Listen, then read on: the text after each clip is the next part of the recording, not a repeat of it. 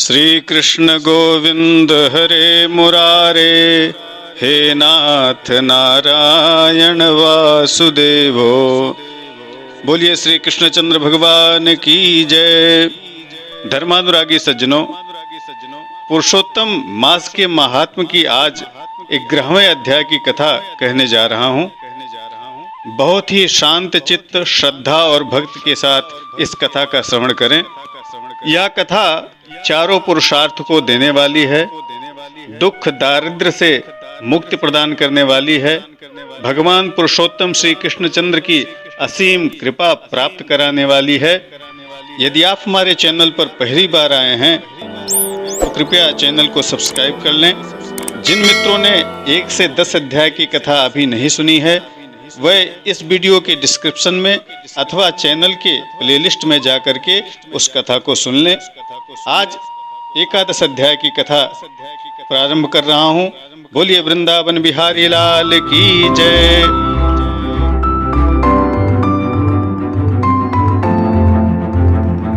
एकादशोऽध्यायः। नारद उवाच अचीकरत कुमारीयं महत्कर्म सुदुष्करं मुनीनामपि सर्वेषां तन्मे वद महामुने। श्रीनारायण उवाच अथारभत कल्याणी तपा परमदारुणं चिन्तयन्ति शिवं शान्तं पंचवक्त्रं सनातनं भुजंगभूषणं देवं नन्दिभृङ्गनिषेवितं चतुर्विंशति तत्वैश्य गुणस्त्रिभिरभिष्टुतं। नारद जी बोले, मुनियों को भी जो कर्म दुष्कर है, ऐसा बड़ा भारी तप उस कुमारी कन्या ने प्रारंभ किया। नारद जी बोले, हे महामुने, सब मुनियों को भी जो अत्यंत दुष्कर तप कार्य है, उसको उस कुमारी ने कैसे किया, वह आप हमें बतलाइए। श्री नारायण बोले, मेधावी ऋषि की कन्या ने भगवान शिव, शांत पंचमुख सनातन महादेव को चिंतन करके परम दारुण तप आरंभ किया। सर्पों का आभूषण पहने, देव, नंदी, भृंगी आदि गणों से सेवित, 24 तत्वों और 3 गुणों से युक्त, 8 महासिद्धियों तथा प्रकृति और पुरुष से युक्त, अर्धचंद्र से सुशोभित मस्तक वाले, जटा जूट से विराजित भगवान के प्रीत्यर्थ उस बाला ने परम तप आरंभ किया। ग्रीष्म ऋतु के सूर्य होने पर पंचाग्नि के मध्य में बैठकर, हेमंत और शिशिर ऋतुओं में ठंडे जल में बैठकर, जल के अंदर खिले हुए कमल की तरह वह शोभित होने लगी। सिर से नीचे फैली हुई काली और नीली अलकों से ढकी वह जल में ऐसा मालूम होने लगी जैसे कीचड़ की लता सिवारों के समूह से घिरी हुई हो। वर्षा काल में आसन से युक्त अपने चबूतरे पर बिना छाया के वह सोया करती थी। इस कन्या के इस कठिन तप को सुनकर इंद्र बड़ी चिंता को प्राप्त हुए। उस कन्या को तपस्या करते करते 9000 वर्ष व्यतीत हो गए।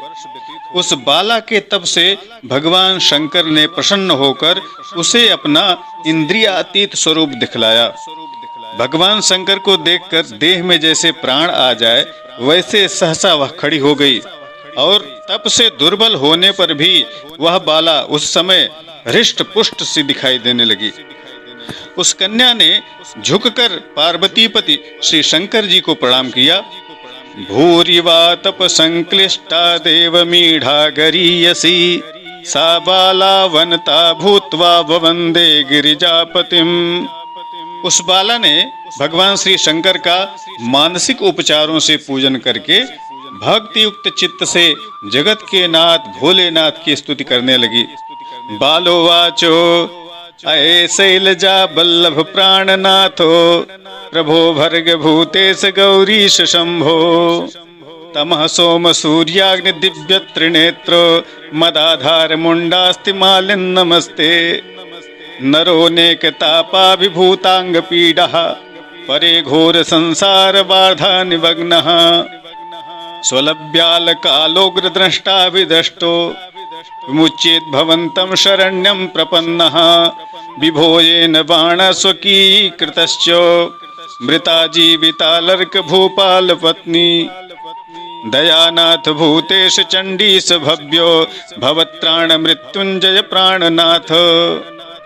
कन्या बोली, हे पार्वती प्रिय, हे प्राणनाथ, हे प्रभो, हे भर्ग, हे भूतेश, हे गौरीश, हे शंभो, हे सोम सूर्याग्नि त्रिनेत्र, हे मेरे आधार, मुंडों की माला पहने हुए आपको प्रणाम है।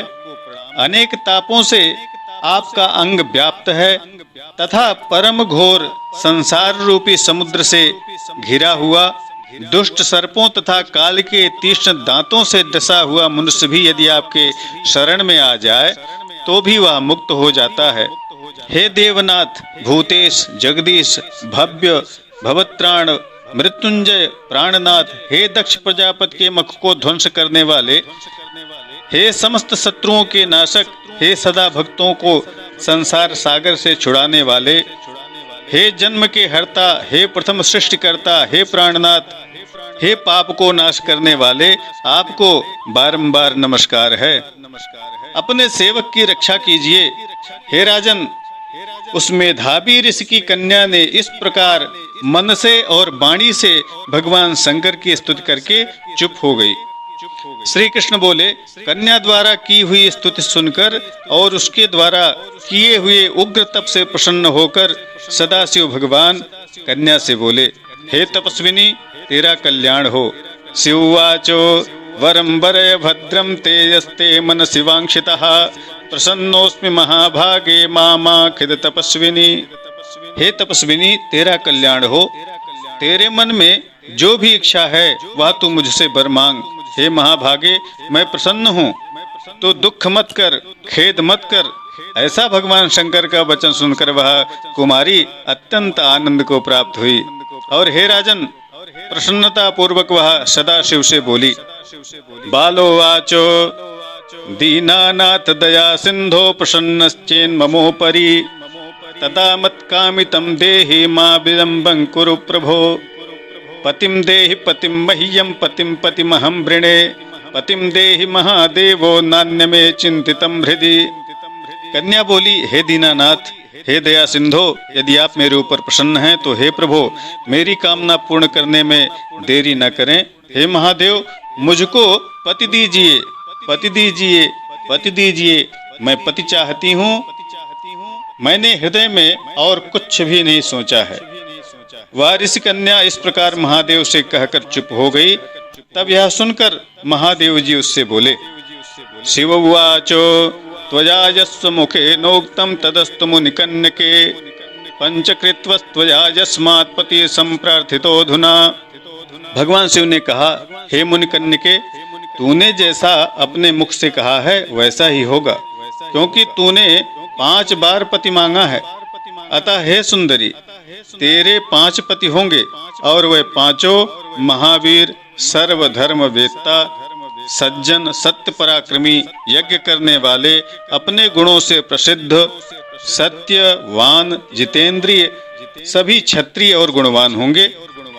श्री कृष्ण बोले, ना तो अधिक प्रिय और ना ही अधिक अप्रिय। ऐसे महादेव के वचन सुनकर बोलने में चतुर वह कन्या झुककर बोली, हे गिरजाकांत सदाशिव, संसार में एक स्त्री का एक ही पति होता है, अतः 5 पति का वर देकर लोक में मेरी हंसी न कराइए।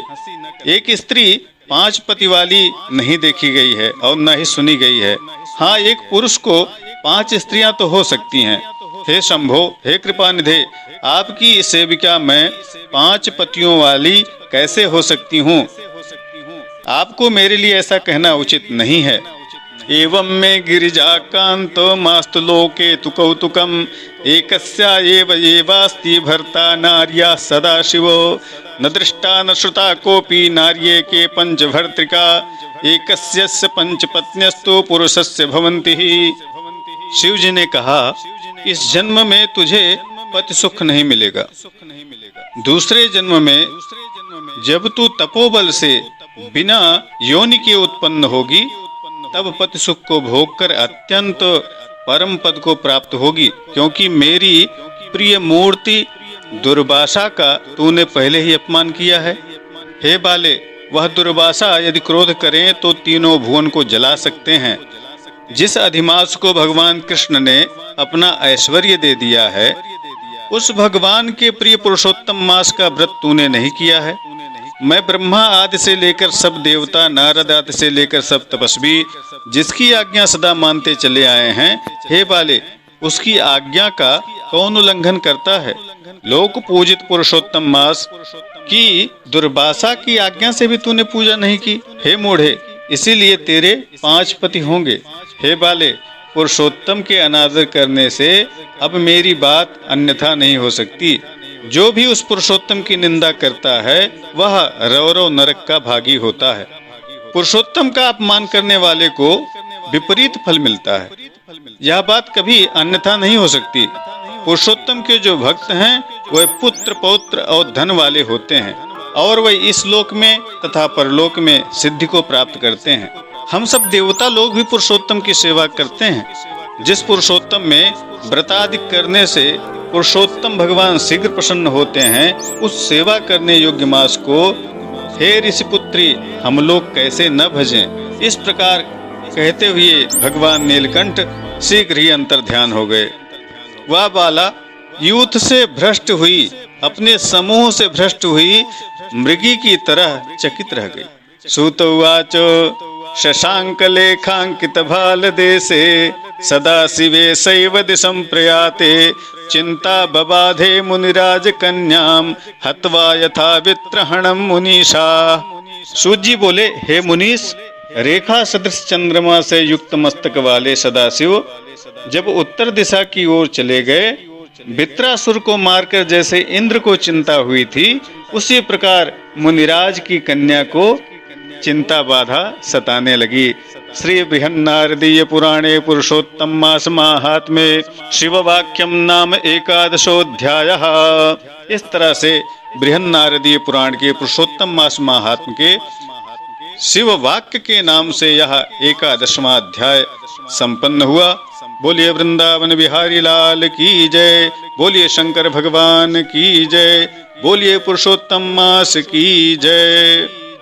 मित्रों, आज आपने सुना कि अत्यंत तपस्या करने के बाद जब शिव जी प्रसन्न हुए और प्रकट होकर के उस ऋषिपुत्री को आशीर्वाद देना चाहा, तो ऋषिपुत्री ने 5 बार पति चाहिए, पति चाहिए, पति चाहिए, पति चाहिए, पति चाहिए इस तरह से कहा। भगवान शिव ने उसे 5 पति प्राप्त होने का आशीर्वाद दे दिया और उसे यह भी बताया कि तूने जो पुरुषोत्तम मास का निरादर किया था, उसी वजह से यह सब लीला हो रही है। तुझे इस जन्म में पति प्राप्त नहीं होगा, अगले जन्म में तुझे 5 पति प्राप्त होगा। इस तरह से भगवान से उसे आशीर्वाद देकर के अंतर ध्यान हो गए और वह बाला चिंता करते हुए बैठ गई। इसलिए हमें इस पुरुषोत्तम मास का कभी अपमान नहीं करना चाहिए। जितना भी हो सके इसमें भगवत भजन, आराधन, दान, पुण्य, कथा श्रवण इत्यादि करना चाहिए। इससे हमारी मनोकामना अवश्य पूर्ण होती है। इसी के साथ आज की कथा संपन्न हुई। नमस्कार, जय विश्वनाथ। ओम नमो भगवते वासुदेवाय।